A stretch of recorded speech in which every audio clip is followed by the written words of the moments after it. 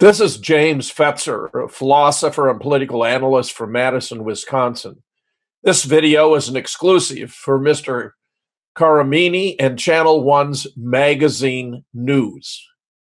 Ayatollah Khamenei has presented an excellent letter to the youth of the world. But everyone also needs to understand that the attack on the magazine, Charlie Hebdo, was a false flag op in which Mossad agents pretended to be Islamic radicals to cast blame on Muslims and create anti-Islamic emotions and attitudes. There are many ways we know that it was not what it was presented as being, where the car was brought to a halt over an X on the road. When the officer on the sidewalk was shot, his head did not explode, and there was no blood. A reporter later observed that she had watched as the police came to the scene and laid down the blood. The Charlie Hebdo staff only met once a week, so there has to have been inside information that the departing terrorist called out Allah Akbar is just a bit too blatant. And the discovery of an ID in the car was reminiscent of the discovery of a passport that survived the destruction of the Twin Towers, only to be discovered in the debris. Emphasizing that the grocery store was kosher was a touch from the fertile mind of Benjamin Netanyahu, who regards the world as children waiting for his instructions. At the UN, for example, he used a cartoon drawing of a bomb with a fuse to imply that Iran was that close to making a nuclear weapon.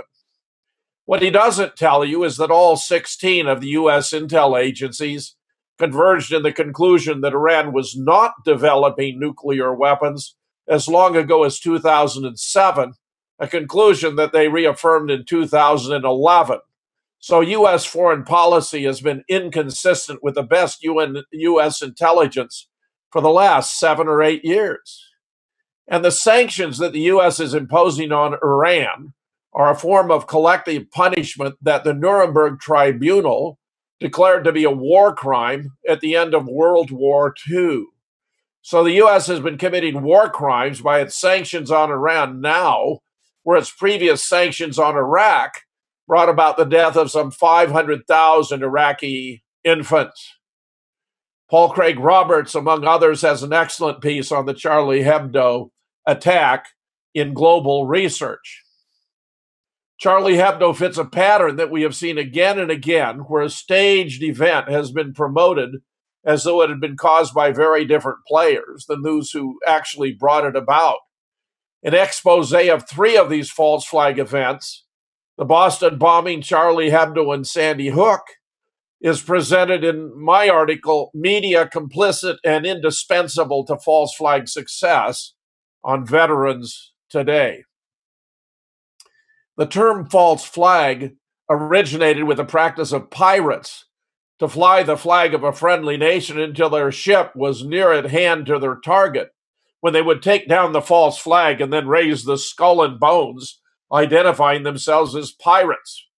Israel is by far the most accomplished practitioner of false flag attacks in the world.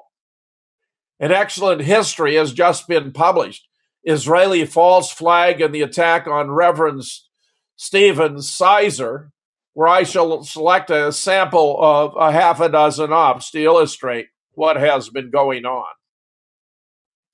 In 1946, 2 years before Israel became a state, a gang of Irgun terrorists dressed as Arabs carried out an attack on the King David Hotel to drive the British out of Palestine.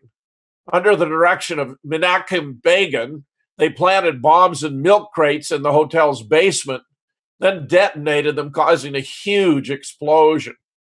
91 people were killed in the blast, including dozens of British personnel. I'm glad to have been a terrorist for liberation, said one participant in a BBC commentary about the bombing. We didn't mind being called terrorists then, another former Irgun militant confessed.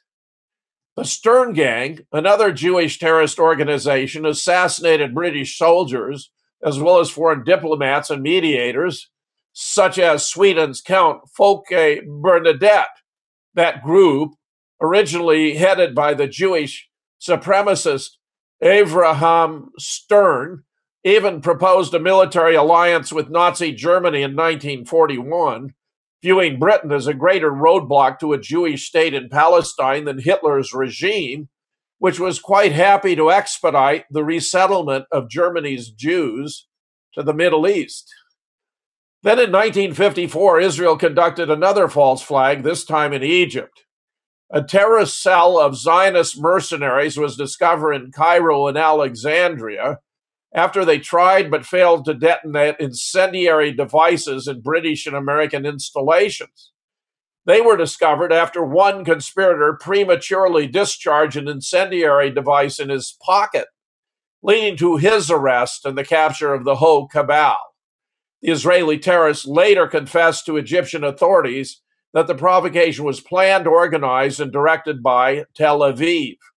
It was later dubbed the Lavon Affair. In 1967, the Israeli Air Force attacked the USS Liberty, an American spy ship, in an ill-fated attempt to draw the U.S. into its war with Egypt, but they were unable to sink it.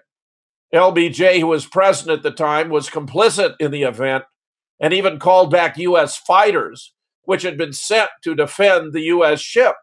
Some 200 sailors were killed and wounded, but the ship did not sink.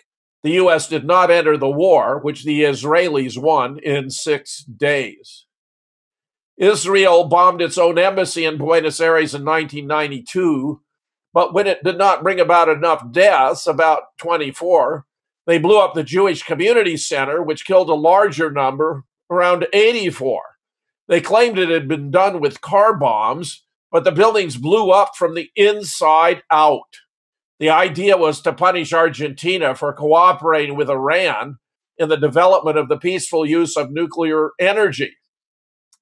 The recent suiciding of a special prosecutor in Argentina, which I have published about with Adrian Salbuchi in Cristina of Argentina, target of an Israeli false flag attack, was meant to embarrass her on the ground that he was going to expose that she had covered up Iranian complicity in the attacks. But they had been so thoroughly debunked that this new report wasn't going to shake up the country. So they decided to kill him instead and imply that she was responsible. The Israelis leave no false flag unfurled. Indeed, the latest report is that at the prosecutor's home, they found an arrest warrant for a President Kirchner, which is an obvious plant. Once you understand how these things are done, you realize that Israel will leave no course of action untaken if it can advance their objectives, in this case of undermining a very competent Argentine government, which had nothing to do whatsoever with the bombings in 1992 and 1994. 9/11, of course, was the greatest false flag of all. By creating the fake impression it had been done by 19 Islamic terrorists who commandeered 4 planes and committed these atrocities under the control of a guy in a cave in Afghanistan. None of it was true, but the American people are gullible and have, in the past, believed almost anything the government tells them. We have a lot of evidence about Israeli complicity in 9/11, including the website Israel Did 9/11, all the proof in the world, where, of course, it was assisted by the CIA and the neocons in the Department of Defense, and more recently, an article by Gordon Duff, Mapping 9/11, the Fort Lee Mystery in Veterans Today, because many of the activities in New York were coordinated from Fort Lee in New Jersey. Anyone who exposes a false flag operation may expect to be treated harshly by those who are behind them. In the case of Charlie Hebdo, for example, the prominent French political leader, Le Pen, spoke about it having been a false flag, and his home was set on fire. These are people who are very nasty, vicious, and take no prisoners. They do not like being exposed. and the chief investigator of the Charlie Hebdo appears to have been suicided for not playing along.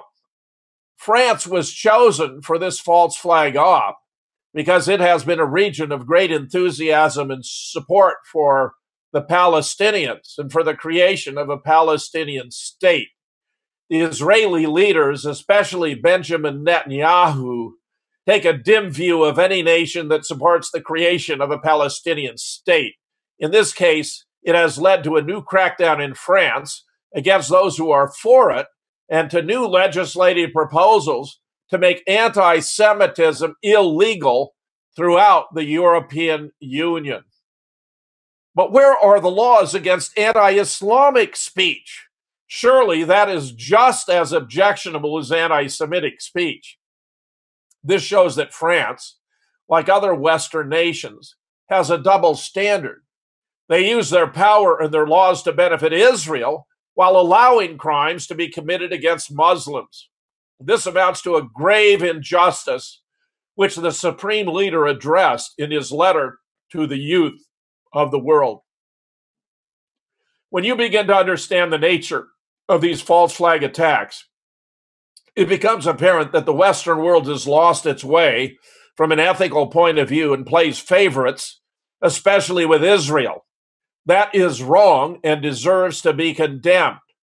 Ayatollah Khamenei has made an important statement encouraging young people to consider these issues from a broader moral point of view and is to be commended for speaking out with force and clarity. I might add that Kevin Barrett and I do a weekly program called False Flag Weekly News on Thursday mornings. You might find it of enormous interest because we cover all of these issues and provide references to the stories we discussed. You can find the archive for our program on noliesradio.org. We spent a lot of time on Charlie Hebdo, for example, and on our last several shows. Special thanks to Mr. Karimi and Channel One's Magazine News, and congratulations to Ayatollah Khamenei for an exceptional presentation.